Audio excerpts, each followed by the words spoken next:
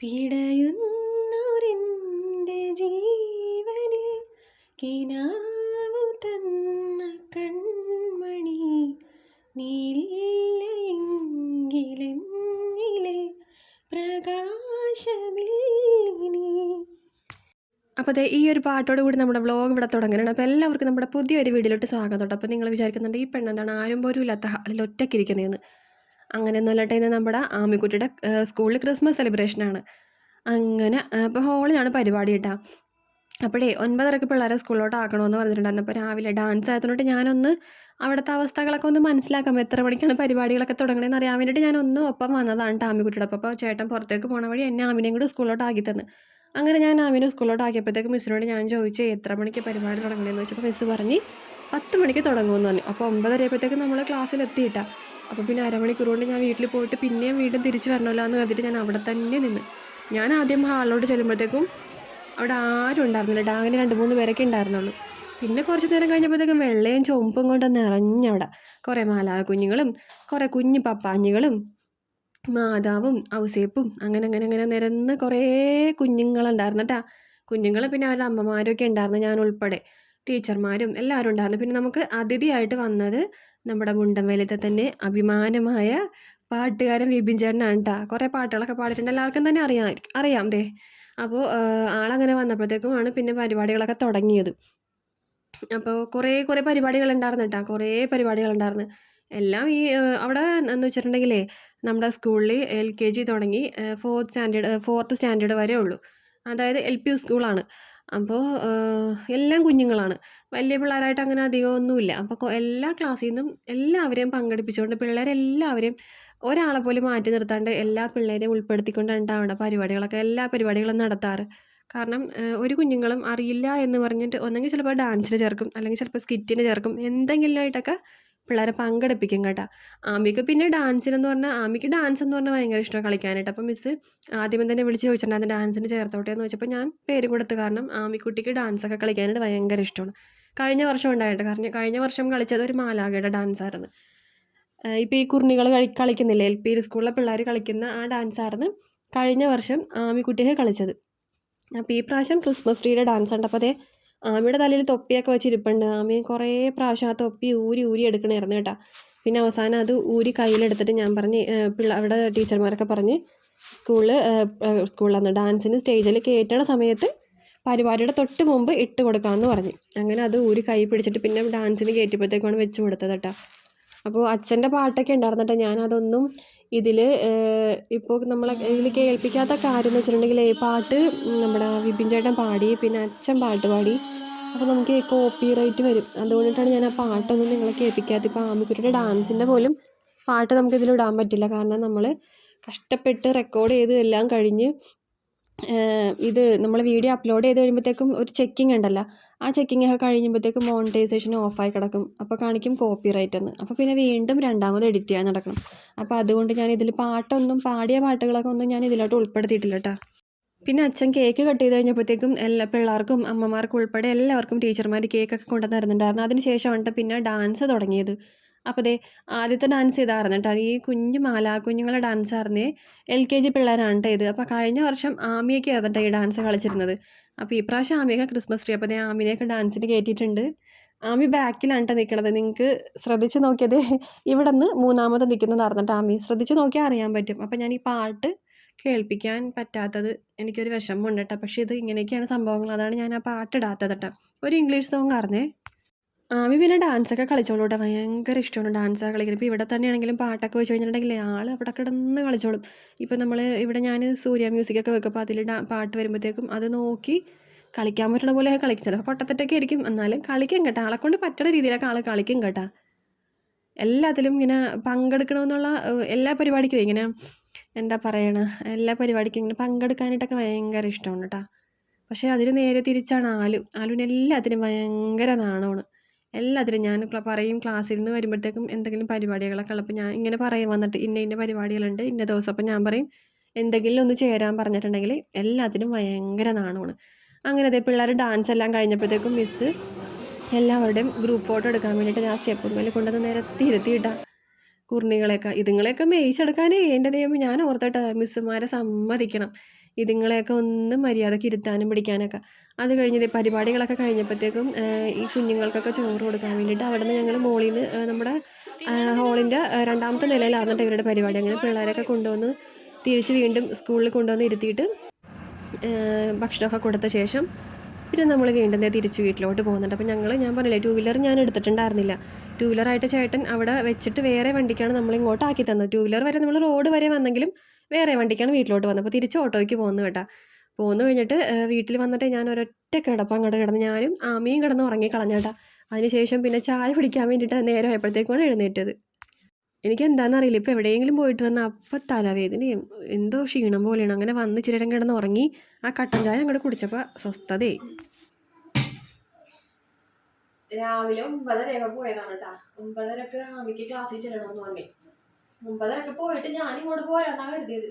പക്ഷെ നടന്നില്ല. 10 മണിയാകുമ്പോൾ പരിപാടി തുടങ്ങുന്നു. പിന്നെ ഞാനിവിടെ വന്ന് പിന്നെ രണ്ടാമത് പോകണ്ടേ. അപ്പം അതുകൊണ്ട് അവിടെ തന്നെ നിന്നേച്ച്. അപ്പം അതൊക്കെ കഴിഞ്ഞ് വന്നപ്പോൾ 2:30 മണിയായി.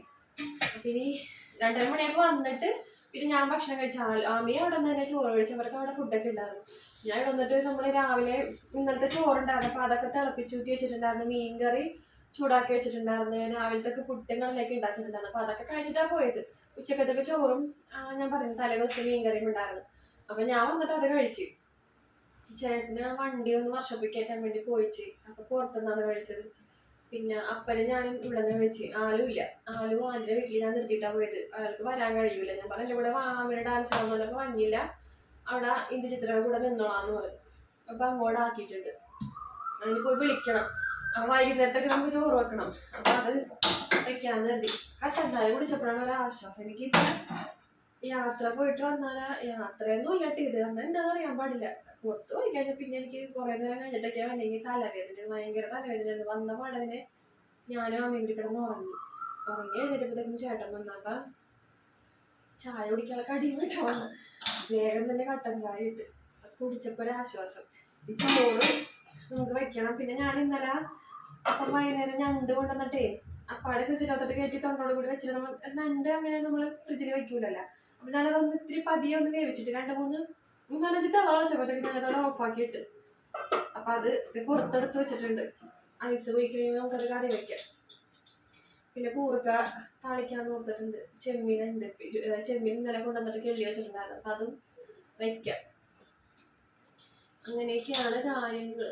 ആമിയുടെ ഡാൻസ് കൊള്ളാമെന്ന് ഞാൻ വീഡിയോ ഇടുമല്ലോ. അപ്പം നിങ്ങൾക്ക് കാണാമല്ലോ.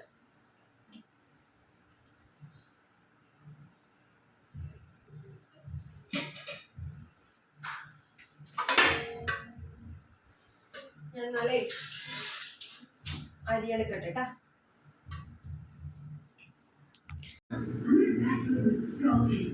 ഞണ്ട് വെക്കാനായിട്ടേ ഞങ്ങളുടെ സവോള എല്ലാം ഇതിൽ അരിഞ്ഞെടുത്തത് കേട്ടാ. ഞണ്ട് ഞാൻ ഫ്രിഡ്ജിൽ കയറ്റി വെച്ച കാര്യം എന്താണെന്ന് അറിയാമോ? വേവിച്ചിട്ട് കുറെ കമന്റ് ഞാൻ കണ്ട് ദശ ഊറിപ്പോവും ഞണ്ടില്ല. അതുകൊണ്ടിട്ടാണ് ഞാൻ അങ്ങനെ വേവിച്ചിട്ട് ഫ്രിഡ്ജിൽ വെച്ചത്. പിന്നെ അതുപോലെ തന്നെ ഞണ്ട് ഈ ഫ്രഷ് ഞണ്ടൊക്കെ നമ്മൾ കിട്ടൂലേ നമുക്ക് ജീവനുള്ള. അപ്പം അതിൻ്റെ കാല് ഒടിഞ്ഞു പോയിട്ടുണ്ടെങ്കിലേ പെട്ടെന്ന് തന്നെ അതിൻ്റെ ദശയെല്ലാം ഊറിപ്പോവും. അപ്പം അതുകൊണ്ടിട്ടാണ് ഇപ്പം ഇന്നലെ അപ്പം കൊണ്ടുവന്ന ഞണ്ട് കുറച്ച് 2-3 പഞ്ഞി ഞണ്ട് പോലെ ആയിരുന്നു. അധികം ദശയൊന്നും ഇല്ലാതെ ഞണ്ടാണ്.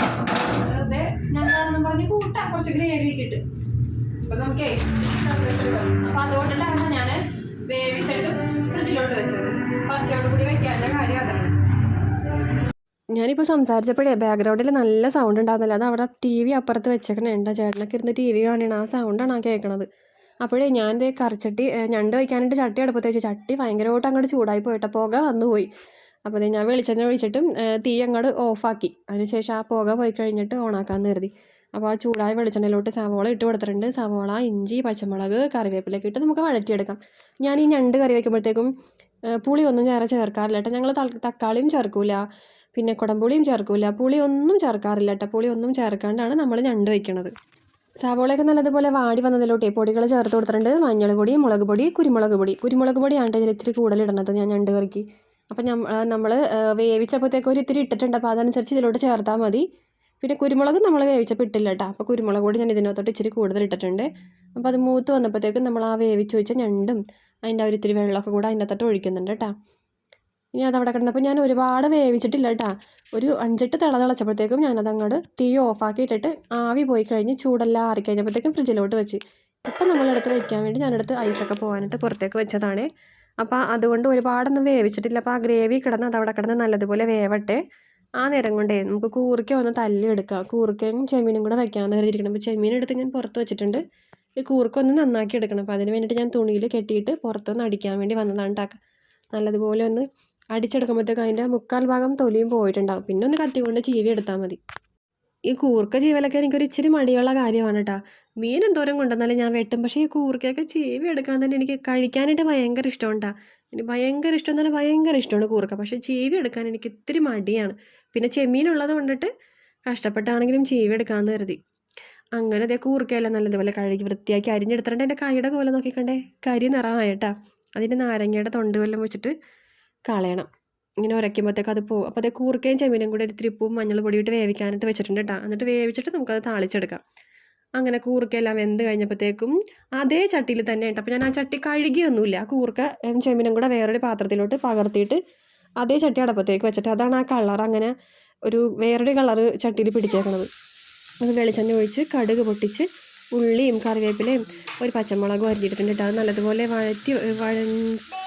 വഴണ്ട് വരുമ്പോഴത്തേക്കും വഴണ്ട് വരുമ്പോഴത്തേക്കും അതിലോട്ട് മഞ്ഞൾ പൊടിയും മുളക് പൊടിയും ചേർത്ത് മൂപ്പിച്ച് നമ്മൾ ആ വേവിച്ചിരിക്കുന്ന കൂർക്കയും കൂടെ ചേർത്ത് കൊടുക്കാം. അപ്പോൾ അതേ നമ്മുടെ അടിപൊളി കൂർക്കയും ചെമ്മീനും കറി റെഡി ആയിട്ടുണ്ട്. ചതച്ചമുളക് ഇല്ലായിരുന്നല്ലെങ്കിൽ ഞാൻ ചതച്ചമുളകേ ഇടുകയുള്ളായിരുന്നു.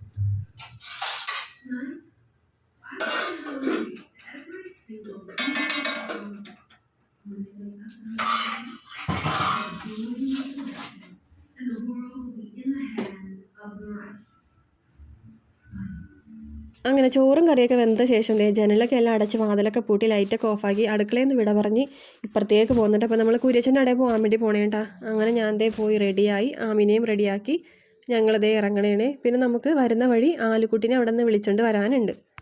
ആമിയുടെ സ്കൂളിൽ നിന്ന് ഞാൻ വൈകുന്നേരം വന്നപ്പോഴത്തേക്ക് ഞാൻ ചോദിച്ച് റീനാൻ്റെ ഫോണിൽ വിളിച്ചിട്ട് ഞാൻ കൊണ്ടുവരാൻ വരട്ടെ എന്ന് വെച്ചപ്പോൾ കുറച്ച് നേരം കൂടെ നിൽക്കട്ടെ, രാത്രി വരാമെന്ന് പറഞ്ഞു. അപ്പോൾ അതുകൊണ്ടിട്ട് ആലുവിനെ നമ്മൾ പോകുമ്പോഴത്തേക്കും കുരിച്ചനോട് കൊണ്ടുപോകണില്ല, നമ്മൾ വരുന്ന വഴി വിളിച്ചുകൊണ്ടാണ് വരാം. അപ്പോൾ ഞാനും ആമി ഞങ്ങൾ 4 പേരും കൂടെ വണ്ടിയിലിരുന്ന് പോകാനേ കുറച്ച് ബുദ്ധിമുട്ടാണ് കേട്ടോ.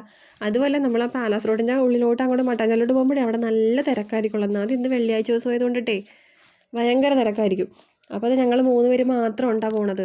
അപ്പം പുറത്തേക്ക് പോയേക്കണേണ്. അപ്പോൾ അതേ വാതിൽ പൂട്ടി ഞങ്ങൾ ഇറങ്ങണേണ്.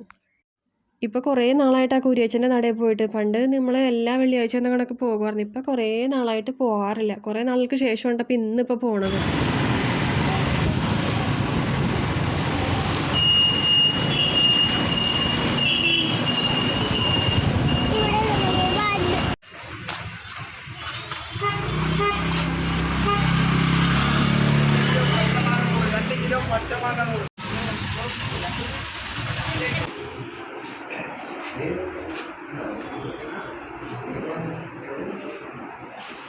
അങ്ങനെ പള്ളിയിൽ നിന്ന് പ്രാർത്ഥിച്ച് നമ്മളതേ നേരെ വീട്ടിലോട്ട് പോകാൻ വേണ്ടി പോകണുണ്ട്. അപ്പം പോണ വഴി ഫോർട്ട് കൊച്ചി വഴിയാണ് പോണത്. അപ്പോൾ ആമിനെ പപ്പാഞ്ഞിനെ കാണിച്ചു തരാമെന്ന് പറഞ്ഞിട്ടാണ് കൊണ്ടുപോകണത്.